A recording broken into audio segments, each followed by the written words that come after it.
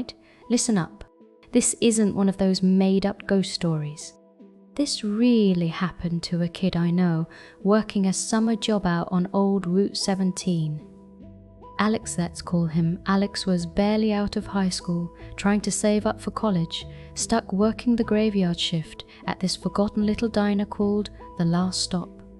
It was barely more than a shack, miles from anywhere, just an old gas pump and a few flickering neon signs.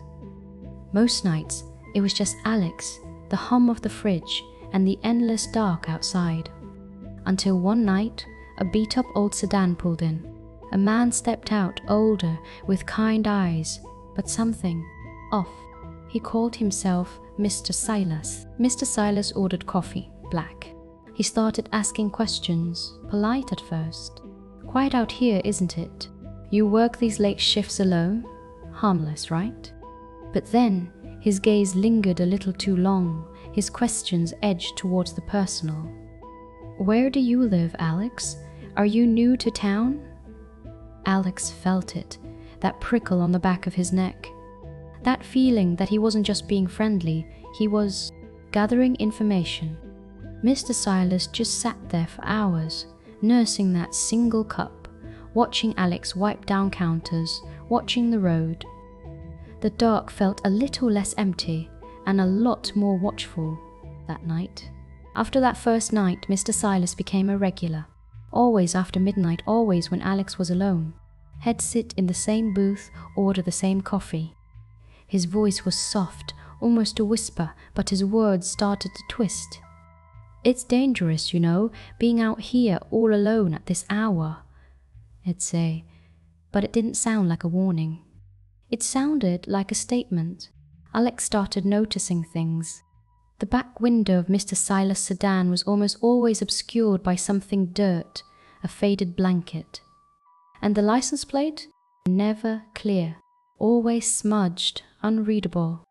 It was like he didn't want anyone to know who he was or where he came from. One particularly slow night, Mr. Silas left his wallet behind. Alex found it after he left, sitting on the booth table. Alex knew he shouldn't, but curiosity got the better of him. He looked inside just a few old bills, no ID, nothing that said who he was. Alex stepped outside, wallet in hand, intending to call out, and that's when he saw him. Mr. Silas, standing across the highway in the deep shadows of the old oak trees, just staring at the diner. Not at his car, not at the road, but at the diner. At Alex. The moment Alex's eyes met his, Mr. Silas just vanished, melting back into the darkness like he was never there. The wallet felt heavy, suddenly cold in Alex's hand. Then came the storm. A real monster. Wind howling, rain lashing down, thunder rattling the old diner's windows. The power flickered, plunging the place into near darkness every few minutes. And there he was, of course, Mr. Silas, the only customer. He wasn't drinking coffee tonight. He just sat, hands clasped on the table, staring at Alex. "This place," he whispered, his voice cutting through the storm. "It's meant to be a home for us. Don't you feel it, Alex? The connection." He pulled an old, tarnished brass compass from his pocket. "This compass," he said, his eyes blazing in the dim light, "it always points me home. And tonight, it's pointing right here. To you." Alex's blood ran cold. He tried to laugh it off, tried to tell him it was late, that he needed to close up. But Mr. Silas stood, slowly, deliberately, moving to block the path to the front door. "There is no closing for us, Alex," he murmured, his voice now a low growl. "Not anymore." Alex saw something in his eyes then, something truly terrifying. It wasn't just obsession, it was possession. Alex didn't think, he just reacted. He grabbed the heaviest thing he could find, a big ceramic coffee pot, and slammed it onto the counter, making a deafening crack. Mr. Silas flinched, startled. That was Alex's chance.